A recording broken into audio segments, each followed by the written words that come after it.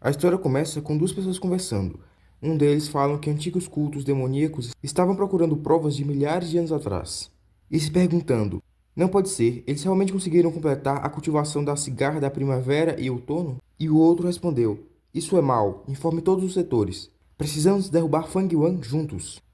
Essa história começa com um lendário Gu que pode voltar no tempo. E logo vemos em um campo de batalha um homem sendo cercado por um exército. E dentro dele, alguém falou: Demônio, você abateu todo o meu clã e contaminou minha honra há 300 anos atrás. E logo outra pessoa falou: Demônio imundo, quantas pessoas você já matou para conseguir a cigarra da primavera e outono? Nem mesmo os céus vão te perdoar. Então o protagonista fala sorrindo: Suas palavras são tão puras, mas no fim, eu e vocês somos os mesmos. Todos vocês estão aqui para roubar a cigarra, hã? Que seja. Se a cigarra da primavera e outono que eu cultivei for efetiva, eu continuarei a ser um demônio na próxima vida.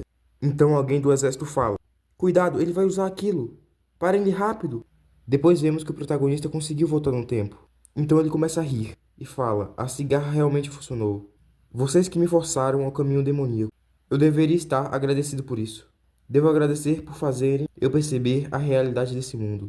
E então ele diz: É por experienciar a vida que você entende a morte, e é por experienciar a morte que você entende a vida.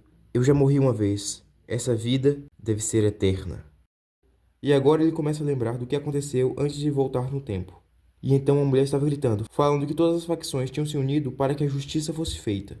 Esse é seu fim. Entregue a cigarra da primavera e outono. O protagonista diz: Justiça, hein?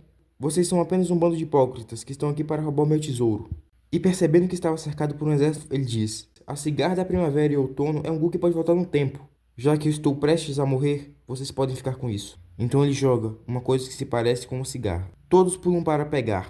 Porém, enquanto o protagonista observa sem nenhuma emoção no rosto, a cigarra que ele arremessou explode e alguém fala: Idiotas, é uma armadilha, todos peguem ele. Então o protagonista finalmente ri e diz: Eu não tenho arrependimentos de estar no caminho demoníaco. Eu também previ que isso ocorreria e é por isso que eu usaria a cigarra agora.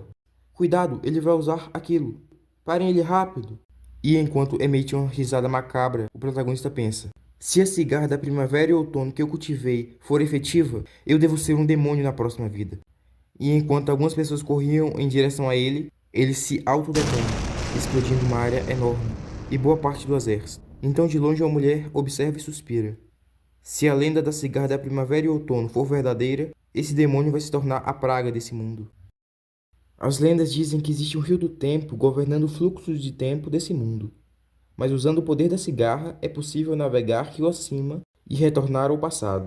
Fang Wang fala: No fim, rumores continuam sendo rumores. Se eu conseguir retornar ou não, ainda é um mistério. Ele fala isso enquanto olha para o rio do tempo. Em um dia chuvoso, a gente vê o funeral de duas pessoas. Então alguém fala: Pobres crianças, apenas 3 anos de idade e perdendo ambos os pais. Já outro responde: Bem, seus tios estão dispostos a cuidar deles. Fang Wang percebe: Esses são fragmentos da minha memória no rio do tempo. Enquanto o irmão gêmeo de Fang Wang chorava, seus tios tentavam os consolar. Mas em casa, os seus tios batiam muito neles, principalmente no irmão do protagonista, o Fang Zheng, que estava apanhando simplesmente por ter comido sem permissão. E enquanto Fang Wang tentava pedir ajuda para a tia dele, ele percebeu que ela também era má. E nessa noite, enquanto seu irmão estava dormindo, Fang Wang estava pensando em voz alta: Droga, isso é simplesmente absurdo. Isso é família? Para eles somos nada mais do que cachorros. Isso não pode continuar. Se eu quero uma vida melhor, eu preciso ser reconhecido. E falou: Parece que é hora de usar o conhecimento desse reino. Então o protagonista, que estava observando tudo sobre seu passado, ficou em choque. Esse reino? O que estou dizendo? E em outro momento do tempo, ele vê sua versão mais jovem falando: Não viram? As águas amarelas do rio descem dos céus, cascateando até os oceanos para nunca mais retornarem. O protagonista começa a se lembrar. Já em outro momento, ele estava vendo o tratamento preferencial que os seus tios estavam dando a ele depois que ele começou a recitar poemas, o elogiando sem parar.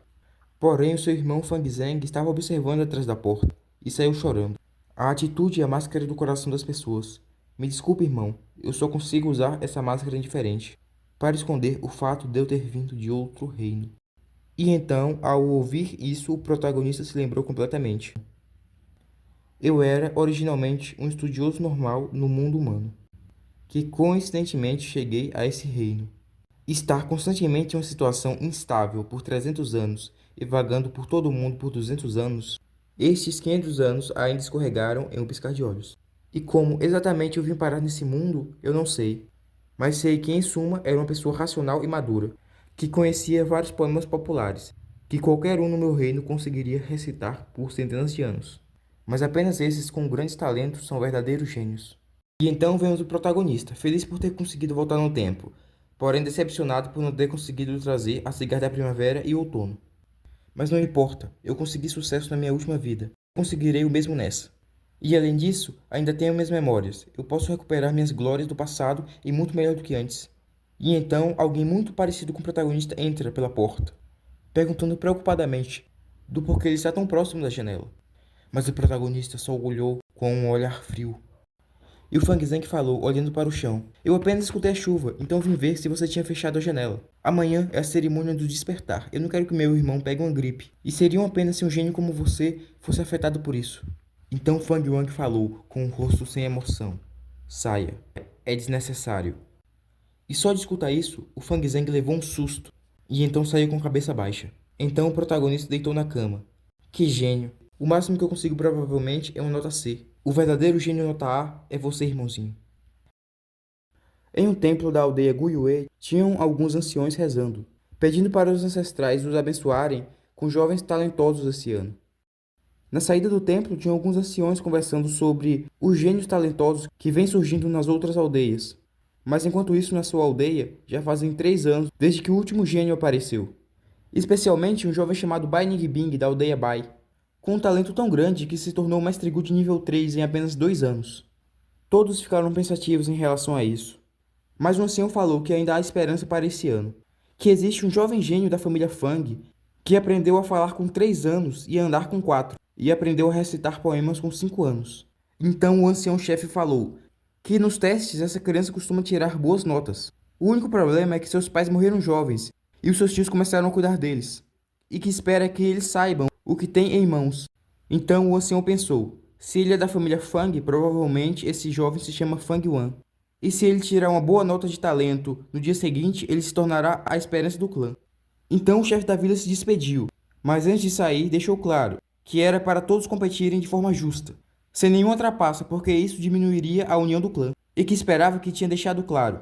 Então, chegando na janela, ele falou: a geração jovem é realmente o futuro do clã. Na manhã seguinte, o protagonista estava vendo a paisagem quando uma jovem apareceu. Ela disse que iria preparar a água para o Fang Wang tomar banho e ia o arrumar para a cerimônia. Mas enquanto penteava o cabelo, ficou flertando com ele toda hora. Mas enquanto isso, o protagonista apenas a observou pelo espelho, com um rosto sem emoção, e pensou: Sen Kui, a observadora dos meus tios. Sua mãe a ensinou bem como seduzir um homem. Eu caí na sua armadilha na minha vida anterior, e me apaixonei de verdade por ela. Mas quando descobriu que eu era apenas um talento de terceira classe, imediatamente se tornou hostil e agiu como se não me conhecesse. Enquanto isso, Fang Zheng estava espiando atrás da porta. Mas a garota continuou a flertar com o protagonista, falando que se ele quisesse, ela iria servi-lo para sempre. Mas ele falou: não é necessário. Você pode ir. E saindo do quarto, ele falou com o irmão: você está preparado? Então vamos. No caminho para a prova, todos reconheciam o Fang Wan e o elogiavam. Mas em contrapartida, ofendiam o Fang Zheng sem motivo, o chamando de inútil, enquanto mesmo ficava de cabeça baixa. A árvore mais alta é a primeira a cair em uma tempestade. Com tantas pessoas me odiando e invejando, não é surpresa que fui instantaneamente desacreditado assim que tirei grau C no teste. E além disso, nossos tios nos tratam de forma diferente, em qualquer hora e em qualquer lugar. Eles me deram a 100, mas para ele deram a babá acima do peso. Fang Zheng foi muito idiota e ingênuo na minha vida passada, e esses dois conseguiram o que queriam. Mas dessa vez, eu pude surpreender completamente meu irmão. Quanto à pequena Senkui, controlar ela seria fácil. Os meus tios e até mesmo o chefe do clã. Se eu quiser isso, usando meus desonestos métodos demoníacos, a montanha Kimal inteira poderia ser um brinquedo na palma da minha mão. Mas vale a pena?